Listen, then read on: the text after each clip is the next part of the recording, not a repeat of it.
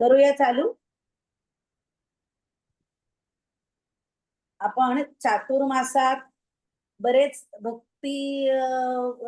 भक्तिमय कार्यक्रम करण्याचा प्रयत्न करतोय. त्यात आपल्या आज संतवाणी या कार्यक्रमाला सुरुवात करतोय.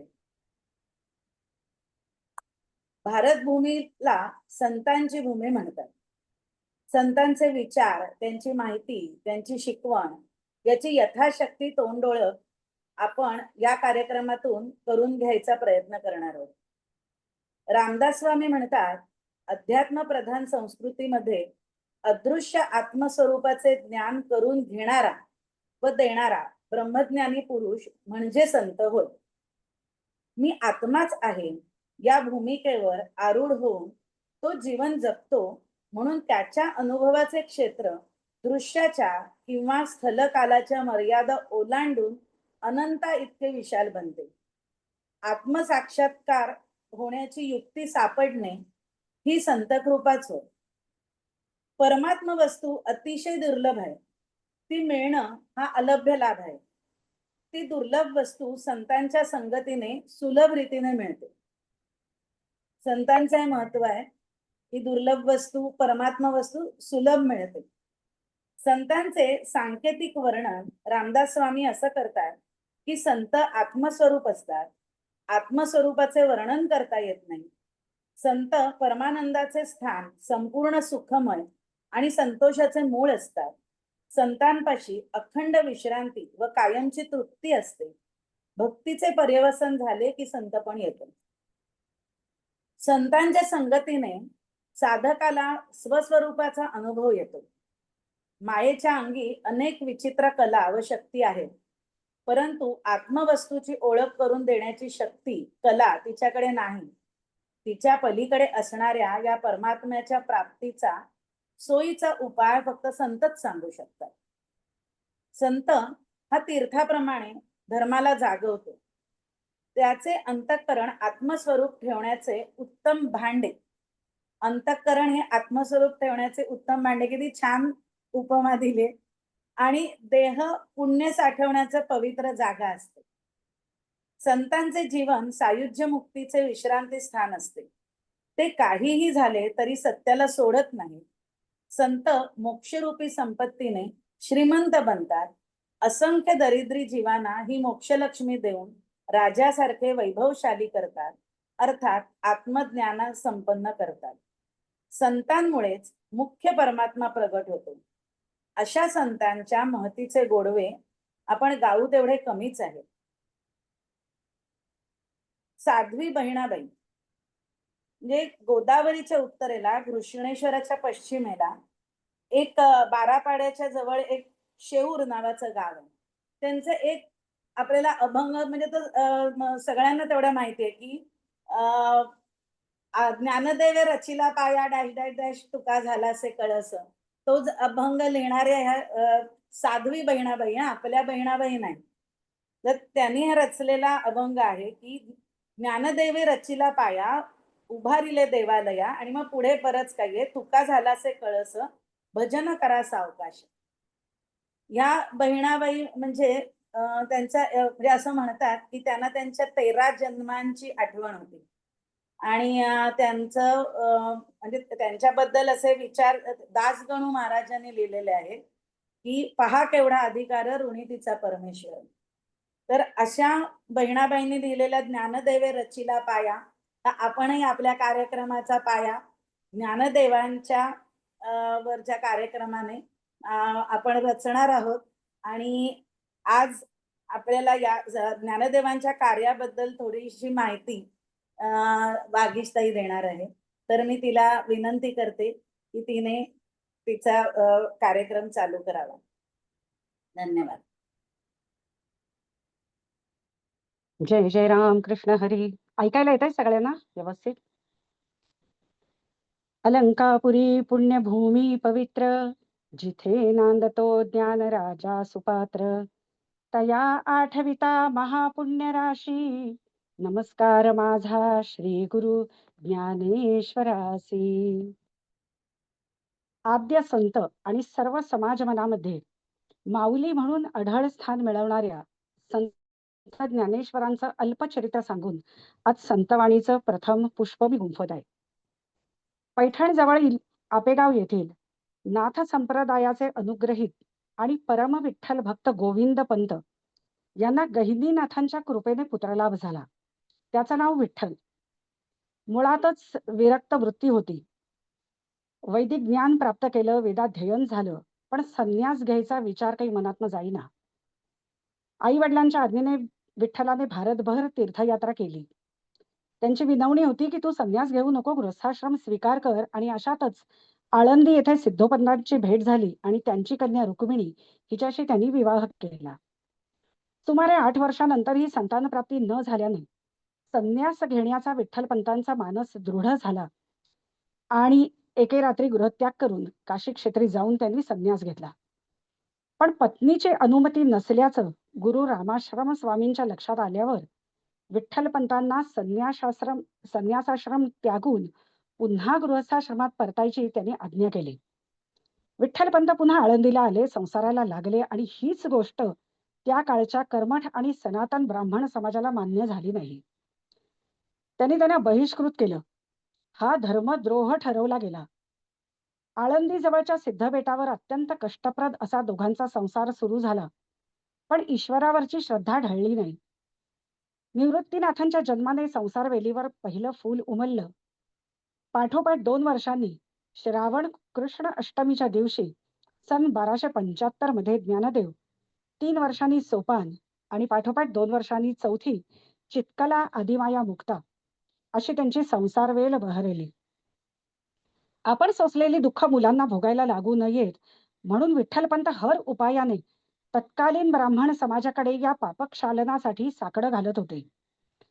मुलांचं अध्ययन त्यांच्या मार्गदर्शनाखाली सुरू होतच, पण समाजाने त्यांना स्वीकारावं म्हणून शक्य ते प्रयत्न करावे या उद्देशाने सर्वजण नाशिक येथे आले. ब्रह्मगिरी पर्वतातून मार्गक्रमणा करत असताना एका वाघाच्या डरकाळीने घाबरून सर्वांची चुकामुक झाली. सर्व कुटुंब एकीकडे तर लहानगा निवृत्ती एकीकडे. एका गुहेमध्ये निवृत्ती लपून बसला, पण तिथेच त्याची भेट गहिनीनाथांशी झाली आणि त्यांनी निवृत्तीला योग्यांच्या गहन ज्ञानाची दीक्षा दिली. 8 दिवसांनी निवृत्तीनाथ होऊन परतले, पण नाशिकच्या ब्रह्मवृंदाने प्रायश्चित्त देण्यास असमर्थ दर्शवली. खिन्न मनाने सर्वजण पुन्हा आळंदीला परतले. निवृत्तीनाथांच्या वृत्तीमध्ये आमूलाग्र बदल झाला, पण विठ्ठलपंत मात्र व्याकुळ होते. पुन्हा एकदा आळंदीच्या ब्रह्मवृंदाकडे विनवणी केल्यानंतर त्यांना देहांत प्रायश्चित्त सुनावलं. आपली मुलं संस्कारांपासून वंचित राहू नयेत, समाजाने त्यांना स्वीकारावं म्हणून विठ्ठलपंत रुक्मिणीने ते प्रायश्चित्त इंद्रायणीमध्ये देह समर्पित करून अंमलातही आणलं. पण यानंतरही या मुलांचा समाजाने स्वीकार तर केला नाहीच, उलट त्यांचा अनन्वित छळ चालू ठेवला. त्यांना अन्न, वस्त्र, निवारा ह्या मूलभूत गरजाही नाकारल्यावरून कुचेष्टा, निंदा, निर्भत्सना, संन्याशाची पोरं असे अपशब्द यांचा जणू माराच या मुलांवर होत होता. निवृत्तीनाथांची चित्तवृत्ती अधिकच गंभीर झाली होती, पण अतिशय संवेदनशील कोमल हृदयाचे ज्ञानदेव मात्र अत्यंत व्यथित झाले. पर्णकुटीचे दार बंद करून अतीव दुःख, चिंता आणि क्रोध भावनेने समाधी लावून बसले. चिमण्या मुक्ताईने आपल्या दादाचं अंतरंग जाणलं आणि या समाजासाठी तुम्हाला कार्य करायचंय दादा, या दीनांचं कल्याण करायचंय, तुम्हीच दुःखी कष्टी होऊन कसं चालेल असं सांगत ताटी उघडा ज्ञानेश्वरा अशी प्रेमळ साद घातली. ताटीचं दार उघडलं गेलं. धर्माच्या नावाखाली गोर गरीब आणि मागासलेल्यांचा छळ होत असलेला पाहून व्यथित झालेल्या ज्ञानदेवांना निवृत्तीनाथांनी मस्तकावर हात ठेवून अनुग्रह दिला, संपूर्ण अध्यात्म ज्ञान दिलं. देववाणीमधलं बंदिस्त ज्ञान मुक्त करून प्राकृतात आणून समाजाला योग्य मार्गदर्शन करण्याची आणि भक्तिमार्ग दाखवण्याची आज्ञा केली. या संपूर्ण काळातले सामाजिक, वैयक्तिक हे जे काही त्यांना अनुभव आले, समाजाची अवस्था आणि गुरुकृपेने प्राप्त झालेली विश्वरूपाची अनुभूती ही ज्ञानदेवांनी विश्व कल्याणासाठी उपयोगात आणली. म्हणूनच ज्ञानेश्वरीच्या अखेरीस गुरूंकडे पसायदान मागताना जे खळांची व्यंकटी सांडो असं मागणं मागितलं. 18 श्लोकी गीतेचे रचयिता श्रीयुत गोरा मोघे यांनी या गीतेच्या शेवटी 2 श्लोक लिहिलेत. पैकी पहिला आहे गीतेचा उपसंहार आणि दुसरा ज्ञानदेवांचं वर्णन करणारा. ते म्हणतात, विवेकाने जानी सुघटित समाजा टिकविले, महासिद्धांताचे हृदय रसिकत्वे उकलिले, लसत भक्ती ज्ञाने तरतरविला धार्मिक तरू, अशा ज्ञानेशाते विमलमतीने वंदन करू. ज्ञानदेवांच्या संपूर्ण चरित्राचं वर्णन जणू काही या श्लोकामध्ये आलेलं आहे. समाजाची एकसंधता टिकवण्यासाठी 4ही वर्णाश्रमाच्या लोकांना त्यांनी भक्ती मार्गाची सुलभ वाट दाखवली. जाचक रूढी परंपरा यांच्या विळख्यातून मुक्त करण्यासाठी वारकरी पंथाची स्थापना केली. रामकृष्ण हरी हा सोपा नाममंत्र दिला. जातीपातीची बंधनं तोडून विठुरायाच्या चरणी लीन व्हायला शिकवलं. उच्च नीच, लहान मोठा, गरीब श्रीमंत असे सर्व भेदाभेद विसरून वारकरी आजही एकमेकांच्या पायी लागतात. सुमारे 800 वर्षानंतरही ही परंपरा कायम आहे. ही ज्ञानराजांची केवढी थोरवी आहे. क्षीण होत चाललेल्या भागवत धर्माची पताका पुन्हा डौलात फडकवायचं महत् कार्य माऊलींनी केलं. तीर्थयात्रा केल्या, समाज संघटित केला. म्हणून तुकाराम महाराजांच्या शिष्या बहिणाबाईंनी आत्ताच वीरश्रीने ज्या अभंगाचा उल्लेख केला, संत कृपा झाली इमारत फळा आली. ही कशी इमारत आहे? ज्ञानदेवे रचिला पाया, तुका झालासे कळस. विवेक सागरा सख्या माझ्या ज्ञानेश्वरा, असं संत जनाबाईंनी ज्ञानदेवांचं वर्णन केलंय. तर 56 भाषेचा केलासे गौरवा, भवार्णवी नावा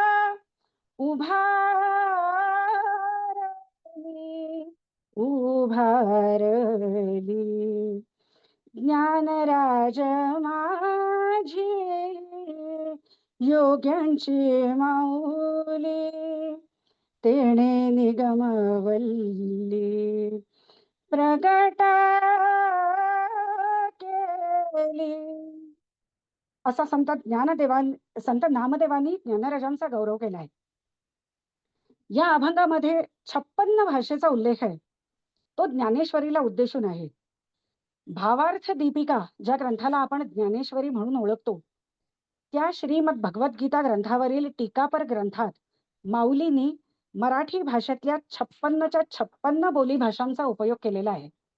त्यातल्या 53 बोली भाषा आजही अस्तित्वात आहेत. सिद्धिपत्र देऊन समाजात पुन्हा स्थान देण्याचं तत्कालीन कर्मठ ब्रह्मवृंदाने नाकारल्यावर चमत्काराशिवाय नमस्कार नाही हे जाणून रेडियामुखी वेद वदवून आपल्या ज्ञानाची आणि सामर्थ्याची प्रचिती ज्ञानराजांनी दाखवून दिली. पण समाजाला नमवणं हे काही त्यांचं ध्येय नव्हतं.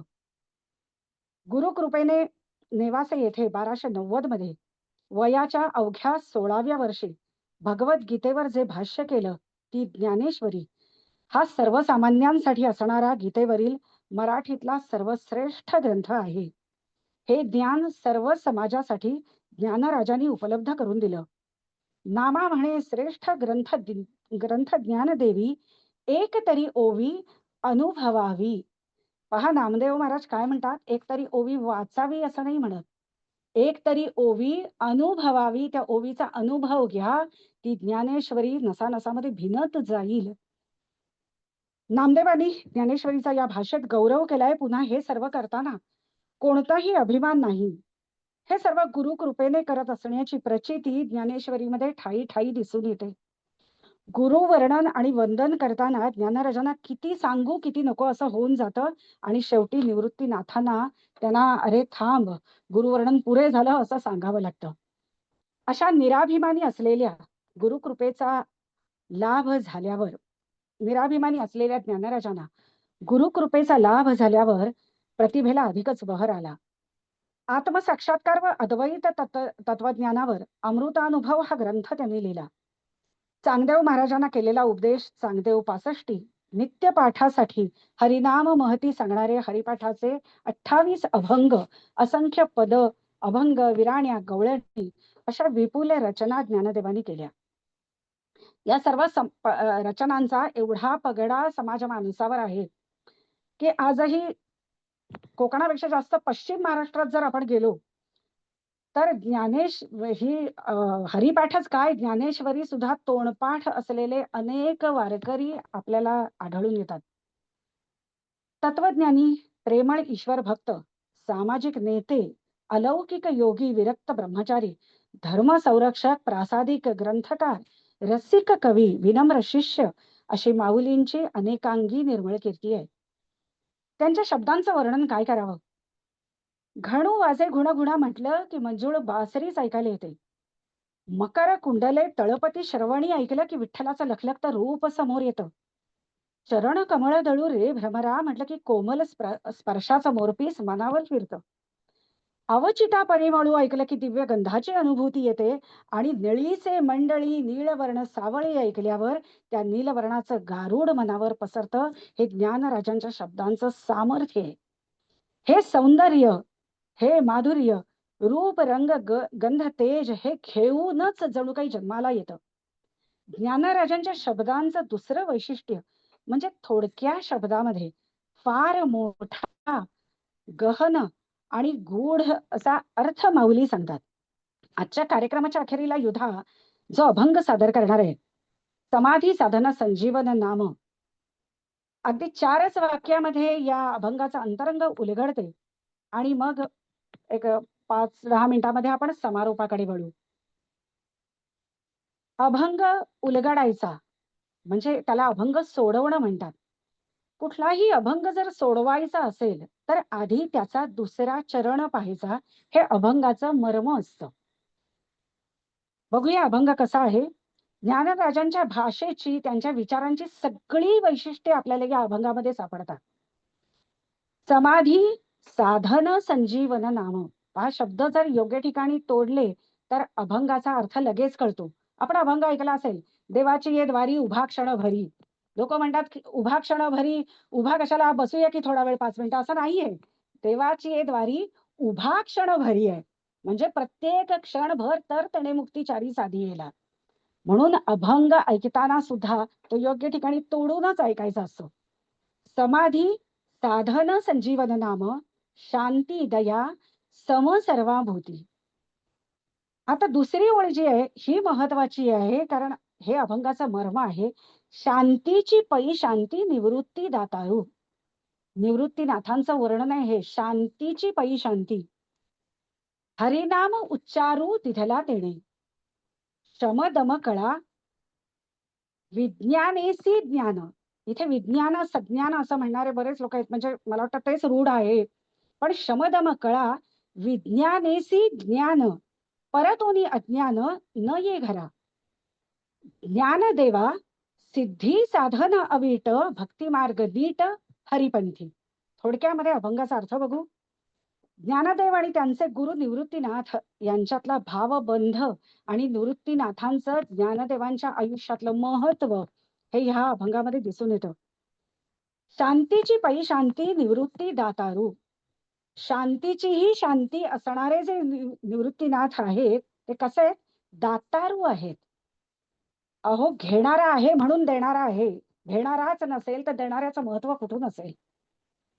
मग तो देणारा आणि घेणारा हे दोघंही तितकेच समर्थ आहेत. आणि ते कसं आहेत? दातारू आहेत, कनवाळू आहेत, करुणेने सर्व काही देतायत. आणि काय देतायत ते? हरिनाम उच्चारू. त्यांनी काय दिलं? हरिनाम उच्चारू दिधला तेणे. त्यांनी ज्ञानदेवांना हरिनाम दिलं. हे अभंगाचं मर्म आहे. शांतीची पै शांती निवृत्ती दातारू, हरिनाम उच्चारू दिधला तेणे. याच्यामुळे झालं काय? शम दम ही यौगिक कौशल्य आहेत. दादा जास्त चांगलं ह्याच्याबद्दल सांगू शकेल. शमदम ही यौगिक कौशल्य. विज्ञान, विज्ञान याचा आध्यात्मिक अर्थ असा आहे की अनुभवांचं ज्ञान म्हणजे विज्ञान. ज्ञान हा शब्द जेव्हा जेव्हा अध्यात्मामध्ये किंवा अभंगांमध्ये वापरला जातो तेव्हा त्याचा अर्थ असतो ब्रह्मज्ञान. मग शमदम ही यौगिक कौशल्य किंवा विज्ञान म्हणजे अनुभवांचं ज्ञान, यांना ज्ञान प्राप्त झालं म्हणजे यांना ब्रह्मज्ञान मिळालं. म्हणून शमदम कळा, कळा म्हणजे कौशल्य, विज्ञानेसी ज्ञान. आणि असं ज्ञान मिळाल्यानंतर असं परब्रह्माचं ज्ञान मिळाल्यानंतर, ब्रह्मज्ञान मिळाल्यावर काय झालं? परतोनी अज्ञानानं ये घरा. अज्ञान काही परत आलं नाही, मनुष्य ज्ञानीच झाला ना. निवृत्तीनाथांनी काय दिलं? हे हरिनाम दिलं. त्याच्यामुळे काय झालं, की या विज्ञानाला ज्ञान झालं, ब्रह्मज्ञानाची प्राप्ती झाली, अज्ञान काही पुन्हा परत आलं नाही. म्हणून ज्ञानदेवा सिद्धी साधन अविट. ज्ञानदेवा सिद्धी. सिद्धी म्हणजे सिद्धीचा एक अर्थ असतो शिजलेला भात, म्हणजे शिजलेले तांदूळ जे परिपक्व होतं, दॅट इज सिद्धी. ज्ञानदेवांना सिद्धी झाली कशामुळे? साधन अविट. हे कुठलं साधन आहे? भक्ती मार्ग नीट हरिपंथी. भक्ती मार्ग नीट असं का म्हटलंय? सगळ्यात सोपा मार्ग. मार्ग कुठला निवडतो आपण? कधीच कठीण मार्ग निवडत नाही. जो सोपा असेल, सुलभ असेल तोच मार्ग निवडायचा. मग निवृत्तीनाथांनी कुठला मार्ग दिला? भक्ती मार्ग नीट, हरिपंथी असलेला भक्ती मार्ग, हरिपंथाकडे नेणारा भक्ती मार्ग. म्हणून भक्ती मार्ग नीट हरिपंथी. आता यायचं पहिल्या ओळीकडे, की जे या अभंगाचं सार आहे. सिद्धी प्राप्त झाली, हरिनाम मिळालं, सिद्धी प्राप्त झाली, अवीट साधन आहे. कुठलं आहे? भक्ती मार्गाचं साधन आहे. म्हणून समाधी. समाधी प्राप्त झाली, स्थिर बुद्धिरूप समाधी. कर्मयोगाची साधना ही मिळण्यासाठी, ही साधण्यासाठी संजीवन नाम मिळालं. संजीवन असा शब्द वापरलाय. अध्यात्मदृष्ट्या मृत झालेले जे जीव आहेत त्यांच्यासाठी नाम ही संजीवनी आहे. म्हणून समाधी प्राप्त झाली. साधन काय आहे? तर संजीवन नाम. मग आपोआपच शांती, दया आणि समसर्वानुभूती. मग आपोआपच वृत्ती कशी झाली? तर सर्वानुभूती, समवृत्ती झाली. शांती, दया आणि समसर्वानुभूती. ज्ञानराजांच्या शब्दामधला थोडक्या शब्दातला गूढ अर्थ, निवृत्तीनाथांबद्दलचं त्यांना दिलेलं एवढं मोठेपण आणि आपल्या आयुष्यातलं त्यांचं महत्व हे अतिशय सुंदर रीतीने समजावून सांगणारा हा अभंग आहे. मला स्वतःला हा फार आवडतो आणि युधाबंधूंनी निवडल्यामुळे मला संधीच मिळाली जणू काही पूर्वरंगच करण्याची. त्याबद्दल युधाचे अति आभार. समारोपाकडे वळूया. अशा एकमेवा द्वितीय असणाऱ्या ज्ञानराजांनी वयाच्या अवघ्या 21व्या वर्षी संजीवन समाधी घेतली. ही प्रक्रिया अत्यंत जटिल आणि विलक्षण आहे. मला वाटतं व्हॉट्सअपवर आपण संजीवन समाधी काय असते वाचलं असेल. नाथ संप्रदायातील अनेक महात्म्यांना ही प्रक्रिया सद्गुरु कृपेने ज्ञात असली तरी श्री भगवंतांच्या आज्ञेने आणि सद्गुरु निवृत्तीनाथ यांच्या अनुमतीने फक्त आणि फक्त ज्ञानेश्वर माऊलींनीच या प्रक्रियेने संजीवन समाधी घेतलेली आहे. संजीवन समाधी याचा थोडक्यात अर्थ, संजीवन समाधी घेतलेला योगी पुरुष आपल्या इच्छेने आपल्या मूळ देहावर कधीही येऊ शकतो. त्याचा देह पंचत्वामध्ये कधीच विलीन होत नाही. तो सूक्ष्म रूपाने त्या ठिकाणी असतो आणि याची प्रचिती नाथ महाराजांनी घेतलेली आहे. नाथ महाराजांना त्यांनी दृष्टांत दिला, की माझ्या गळ्याला त्या अजान वृक्षाची मुळी टोचतीये, तू ते येऊन अजान वृक्षाची मुळी काढून टाक. आणि जनाबाईंना एकदा संधी मिळाली, की त्या विवरामध्ये जायची. दोघांचेही अनुभव तंतोतंत अत्यंत सारखे, त्या विवरात गेलेले अनुभव अत्यंत सारखे होते. आळंदीच्या सिद्धेश्वर मंदिराच्या समोरील नंदी खाली असलेलं समाधी विवर हेच माऊलींचं अनादी स्थान आहे. त्यांनी यापूर्वी 108 वेळा समाधी घेतली आहे आणि ही त्यांची 109वी संजीवन समाधी आहे असं नामदेव राय सांगतात. अलौकिक, अद्भुत, अनिर्वचनीय कनवाळू अशा माऊलींचे पावन नाम घेण्याची, त्यांच्या दिव्य चरित्राचे अनुसंधान राखण्याची, त्यांचे वाङ्मय वाचणे, चिंतन मनन करणे याची संधी व सद्बुद्धी आपल्याला लाभते आहे. ही त्यांचीच आपल्यावर अद्भुत कृपा आहे. या परम कनवाळू करुणाब्रह्म भगवान सद्गुरु श्री ज्ञानराज माऊलींच्या श्रीचरणी अनंत कोटी दंडवत प्रणाम करून मी माझे 2 शब्द याच ठिकाणी संपवते. जय जय राम कृष्ण हरी. पुंडलिक वरदा हरी विठ्ठल ज्ञानेश्वर माऊली.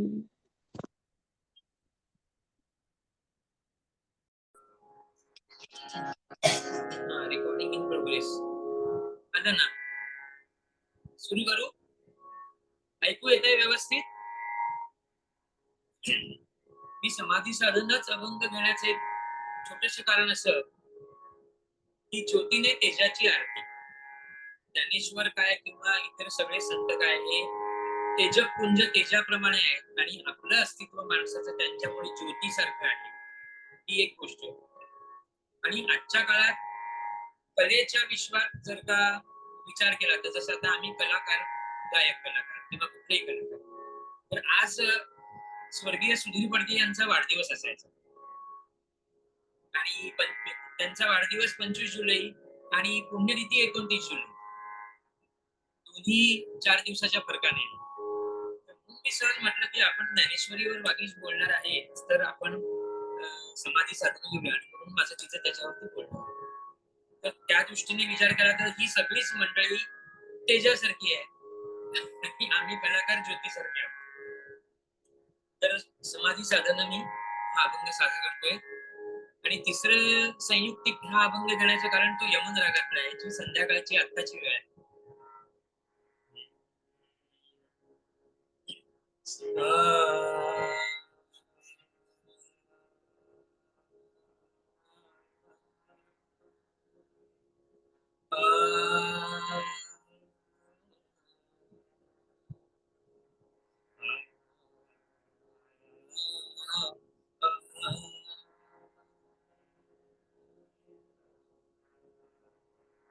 ऐकू येत आहे व्यवस्थित? ऐकू नाही येत आहे? नीट नाही येते, ब्रेक होत तुझा, म्हणजे मध्ये मध्ये ऐकू येत नाही. आता येत आहे? हो, बोलताना येतं, तू गाताना ही येत नाही. तान ऐकूच येत नाही.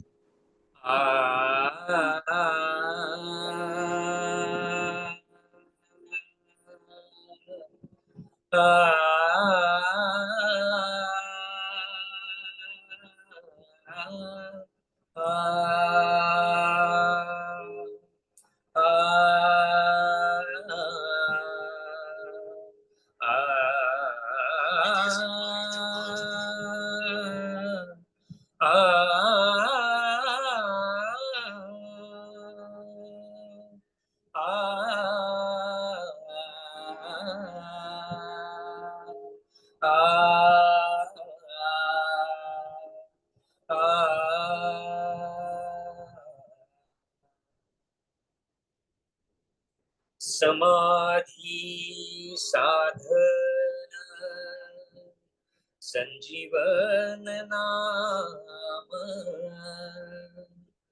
शांती दया सम सर्वा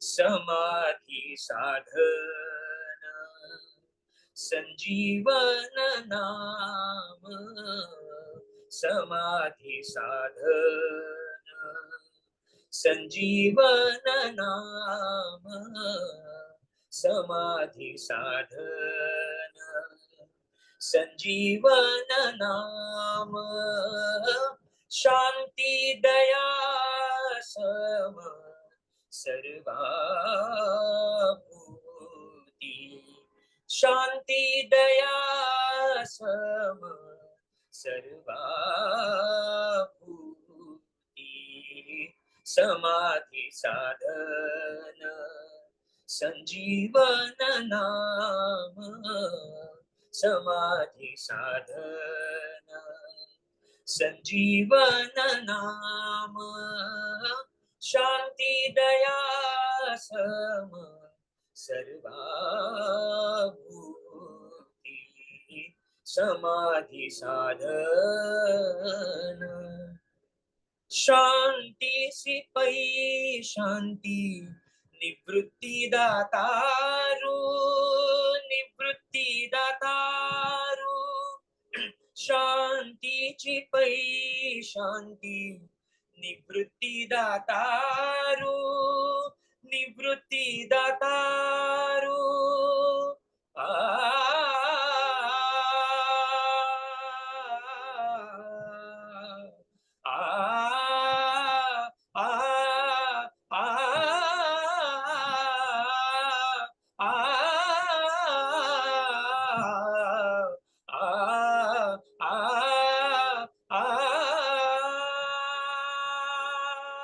शांतीची पै शांती निवृत्ती दातारू हरी नाम उच्चारू हरी नाम उच्चारू दिधला तेने दिधला तेने समाधी साधन संजीवन नाम समाधी साधन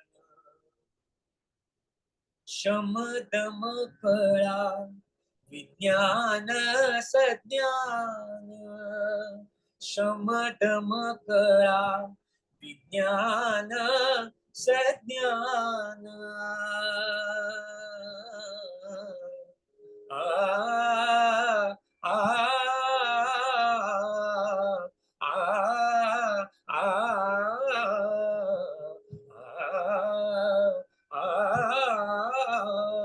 शमदम कळा विज्ञान सज्ञान परतोनी अज्ञान परतोनी अज्ञान नये घरा नये घरा समाधी साधन संजीवन नाम समाधी साधन संजीवन नाम समाधी साधन ज्ञानदेव सिद्धी साधन अवीट साधन अवीट ज्ञानदेव सिद्धी साधन अवीट साधन अवीट ज्ञानदेवा ज्ञानदेवा ज्ञानदेवा ज्ञानदेवा ज्ञानदेवा आ आ आ आ आ ज्ञानदेव सिद्धी साधन अवीट साधन अवीट भक्ती मार्ग नीट हरिपंथी हरिपंथी समाधी साधन संजीवन नाम समाधी साधन संजीवन नाम शांती दया सम सर्वाभूती समाधी साधन संजीवन नाम समाधी साधन समाधी साधन समाधी साधन आ